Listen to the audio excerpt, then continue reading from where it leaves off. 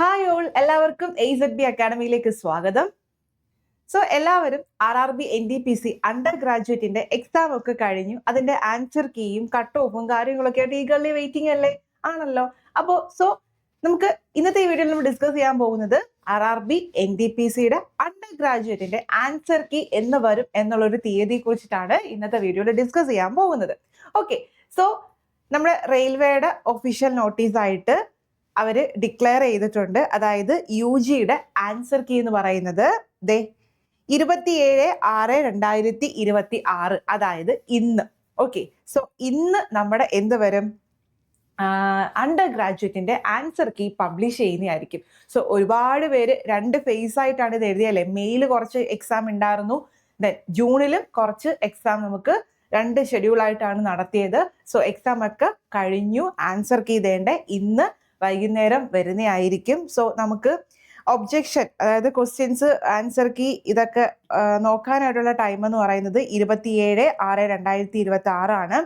And ഈ നമുക്ക് answer key objection കൊടുക്കുന്നുണ്ടല്ലോ, അതിന് വരെയുള്ള ടൈം എന്ന് പറയുന്നത് 5/7/2026 ആണ്. അതായത് ജൂലൈ 5 വരെ നമുക്ക് എന്തും എടുക്കാം. ഒബ്ജെക്ഷൻ ഉണ്ടെങ്കിൽ ആ ഒരു ടൈം വരെ നമുക്ക് ആൻസർ കീ അവൈലബിൾ ആയിരിക്കും. എന്തെങ്കിലും ഒബ്ജെക്ഷനോ കാര്യങ്ങളോ ഉണ്ടെങ്കിൽ നമ്മൾ എന്ത് ചെയ്യാം, അത് കൊടുക്കുന്ന ഡേറ്റ് ജൂലൈ 5 ആണ്.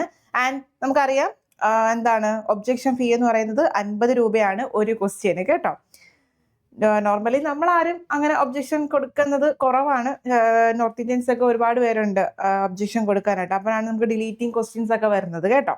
സോ അതായത് അപ്പോൾ പറഞ്ഞു വരുന്നത് ഇന്ന് ആൻസർ കീ അവൈലബിൾ ആവും. അപ്പൊ ആൻസർ കീ നോക്കിയിട്ട് മാർക്ക് നമുക്കറിയാമല്ലോ 1/3 ആണ്. അപ്പൊ അതനുസരിച്ച് നിങ്ങൾ എന്ത് ചെയ്യണം, നിങ്ങളുടെ മാർക്ക് ഒന്ന് ഇവാലുവേറ്റ് ചെയ്യണം. മാർക്ക് ഒന്ന് ഇവാലുവേറ്റ് ചെയ്തതിന് ശേഷം നമുക്ക് എന്തിനു വേണ്ടി പ്രിപ്പയർ ചെയ്ത് തുടങ്ങാം, CBT 2-ന് വേണ്ടിയിട്ട് പ്രിപ്പയർ ചെയ്ത് തുടങ്ങാവുന്നതാണ്.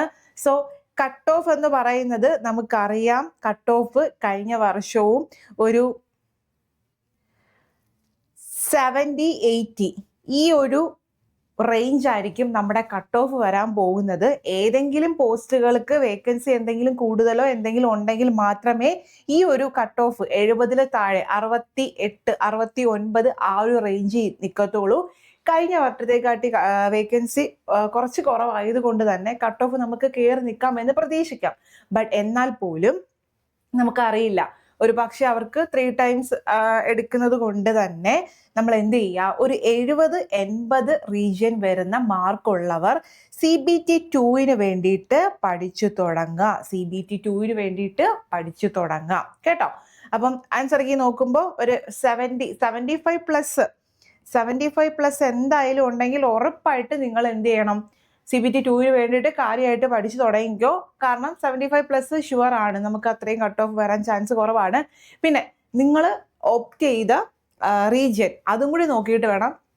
ഇപ്പോൾ ട്രിവാൻഡ്രം, ബാംഗ്ലൂരൊക്കെ ആണെങ്കിൽ കഴിഞ്ഞ പ്രാവശ്യം ബാംഗ്ലൂർ കട്ട് ഓഫ് കമ്പാരിറ്റീവ്ലി കുറവായിരുന്നു. അപ്പോൾ അത് നിങ്ങളൊന്ന് പ്രീവിയസ് ഇയറും കൂടെ വാല്യൂ ചെയ്തിട്ട് ഒന്ന് നോക്കുക. എന്നാൽ പോലും 75+ മാർക്ക് ഉണ്ടെങ്കിൽ ഏത് റീജിയൻ ആണെങ്കിലും നിങ്ങൾക്ക് CBT 1 കടക്കാനുള്ള മാർക്ക് നിങ്ങളുടെ കയ്യിലുണ്ട്.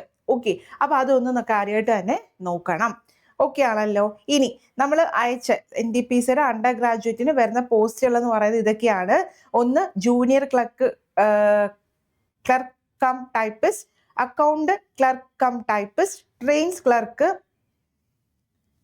And commercial cum ticket clerk. ഇത് 4 പോസ്റ്റുകളാണ് മെയിനിലുള്ളത്. ചില റീജിയൻസിൽ ചില പോസ്റ്റുകളൊന്നും ഇല്ല, അത് നമുക്കറിയാം. നമ്മൾ റിസൾട്ട് വരുമ്പോൾ ജൂനിയർ ക്ലബ് അതില്ല എന്നുണ്ടെങ്കിൽ 1 കാണത്തില്ല, 2, 3, 4 ആയിരിക്കും. അത് നമുക്ക് അറിയാവുന്ന കാര്യമാണ്. ആൻഡ് ഓൾസോ CBT 1 നമുക്കറിയാം കോമൺ ആണ്. CBT 2 എന്ന് പറയുന്നതും കോമൺ ഫോർ ഓൾ പോസ്റ്റ് ആണ്. ദെൻ ടൈപ്പിംഗ് ടെസ്റ്റ് ഉണ്ട്, ക്ലർക്കിന് ടൈപ്പിംഗ് ടെസ്റ്റ് ഉണ്ട്. ടൈപ്പിസ്റ്റ് പോസ്റ്റിന് 2 ടൈപ്പിംഗ് ടെസ്റ്റ് ഉണ്ട്. ബാക്കി 2 എന്തില്ല, നമ്മുടെ ടൈപ്പിംഗ് ടെസ്റ്റ് ഇല്ല. 3-നും 4-നും ടൈപ്പിംഗ് ടെസ്റ്റ് ഇല്ല. ബാക്കി 2 ടൈപ്പിസ്റ്റ് ആണ് നിങ്ങൾ ക്വാളിഫൈ ചെയ്യുന്നതെങ്കിൽ, ടൈപ്പിസ്റ്റ് ആണ് ക്വാളിഫൈ ചെയ്യുന്നതെങ്കിൽ അത് 2 എന്ത് വേണം, അതിൻ്റെ സ്കിൽ ടെസ്റ്റ് പാസ്സാവേണ്ട കാര്യമുണ്ട്. ഓക്കെ, അപ്പോൾ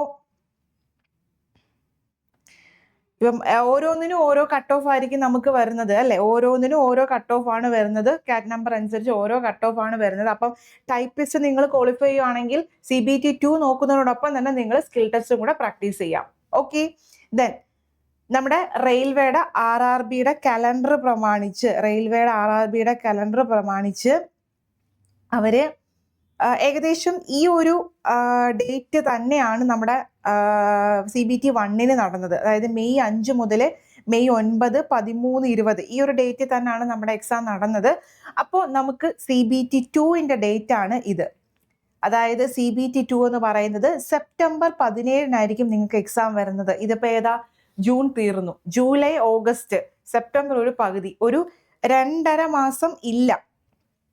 ഓക്കെ, CBT2ന് വേണ്ടിയിട്ട് പഠിക്കാനായിട്ട് ഒരു 2.5 മാസം ഉണ്ട്. സോ ഈ 2.5 മാസം നല്ല രീതിയിൽ എന്ത് ചെയ്യുക, പ്രിപ്പയർ ചെയ്യാം. ഓക്കെ, ആൻഡ് ഇതിൻ്റെ CBAT അതായത് സ്കിൽ ടെസ്റ്റ് വരുന്നത് ഡിസംബർ 4 DV വരുന്നത് മാർച്ച് 27 അപ്പം അത്രയൊന്നും പോകണ്ട. ആദ്യം നമ്മൾ CBT2 നോക്കാം. CBT2 സെപ്റ്റംബറിലാണ്. അപ്പോൾ അത് നല്ല കാര്യമായിട്ട് തന്നെ എന്ത് ചെയ്യുക, CBT2ന് വേണ്ടിയിട്ട് പഠിക്കുക.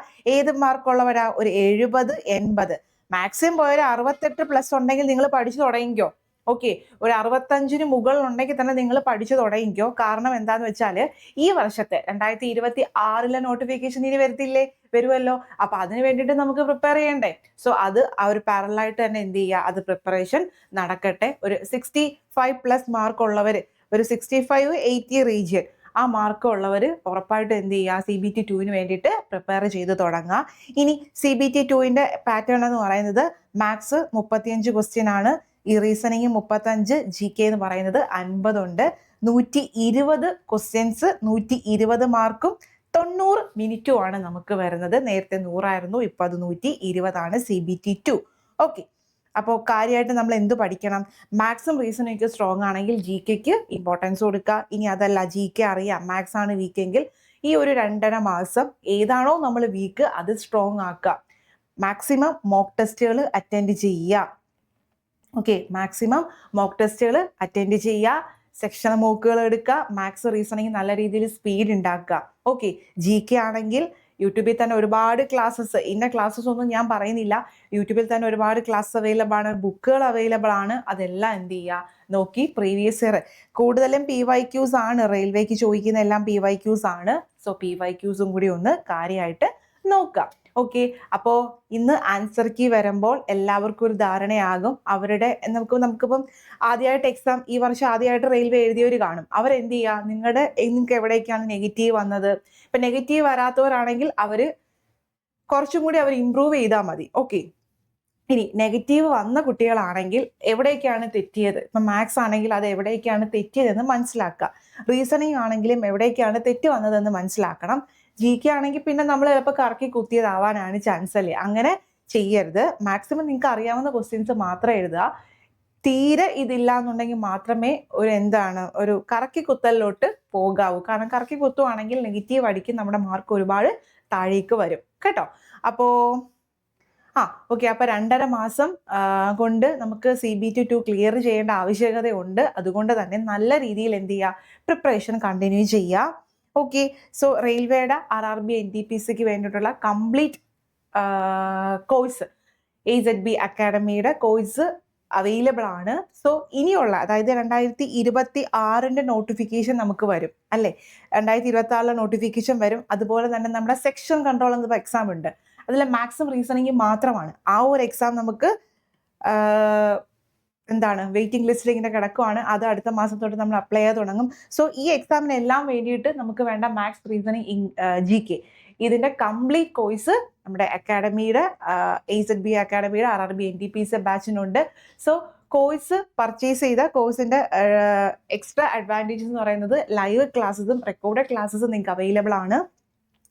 അതുപോലെ തന്നെ നോട്ട്സ് അവൈലബിൾ ആണ്. അപ്പോൾ ഇനിയിപ്പോൾ CBT2ന് വേണ്ടിയിട്ടുള്ള RRB NTPC CBT2ന് വേണ്ടിയിട്ടുള്ള ക്ലാസ്സസ് ഓൾറെഡി നമ്മൾ സ്റ്റാർട്ട് ചെയ്തിട്ടുണ്ട്. ഓക്കെ, CBT2ൻ്റെ പ്രത്യേകം ഇൻറ്റൻസീവ് റിവിഷൻ എന്നുള്ള രീതിയിൽ കോഴ്സസ് ഓൾറെഡി നമ്മൾ സ്റ്റാർട്ട് ചെയ്തിട്ടുണ്ട്. സോ കോഴ്സിനെ പറ്റി എന്തെങ്കിലും ഡീറ്റെയിൽസോ കാര്യങ്ങളോ കോഴ്സ് പർച്ചേസ് ചെയ്യാനോ ഉണ്ടെങ്കിൽ ഈ നമ്പറുമായിട്ട് കോൺടാക്ട് ചെയ്യുക. ഇനി നമുക്ക് 2.5 മാസമേ ഉള്ളൂ. ആ 2.5 മാസം കൊണ്ട് CBT 1 ക്ലിയർ ചെയ്യുമെന്നുള്ള ഉറപ്പുള്ളവർ ഉറപ്പായിട്ടും നല്ല രീതിയിൽ റിവിഷൻ വേണം. ഇപ്പം മോക്ക് ടെസ്റ്റുകൾ വേണം. ഇതെല്ലാം നമ്മുടെ കോഴ്സസിൽ അവൈലബിൾ ആണ് കേട്ടല്ലോ. അപ്പോൾ ഇന്ന് വൈകിട്ട് നമ്മുടെ ആൻസർ കീ വന്നതിന് ശേഷം മാർക്ക് നോക്കുക. മാർക്ക് നോക്കിയിട്ട് തന്നെ ഇന്ന് തന്നെ, നാളത്തേക്ക് മാറ്റി വെക്കരുത്, ഇന്ന് തന്നെ എന്ത് ചെയ്യുക, പഠിച്ച് തുടങ്ങുക. CBT 2 സ്കിൽ ടെസ്റ്റ് ആണ് നിങ്ങൾ പാസ്സാവുന്നത്. അപ്പോൾ അത് നമ്മുടെ കട്ട് ഓഫ് വന്നാലേ അറിയാൻ പറ്റൂ. സ്കിൽ ടെസ്റ്റ് ആണ് പാസ്സാവുന്നതെങ്കിൽ ഒപ്പം തന്നെ എന്ത് നോക്കുക, സ്കിൽ നമ്മുടെ ടൈപ്പിംഗ് കൂടി നോക്കുക. ഓക്കെ ആണല്ലോ, സെറ്റ് അല്ലേ? അപ്പം എക്സാം എഴുതിയ ഒരുവിധം എല്ലാവരും തന്നെ കയറട്ടെ എന്ന് ആശംസിക്കുന്നു. ഓക്കെ, അപ്പം മറ്റൊരു വീഡിയോയിൽ കാണാം. താങ്ക്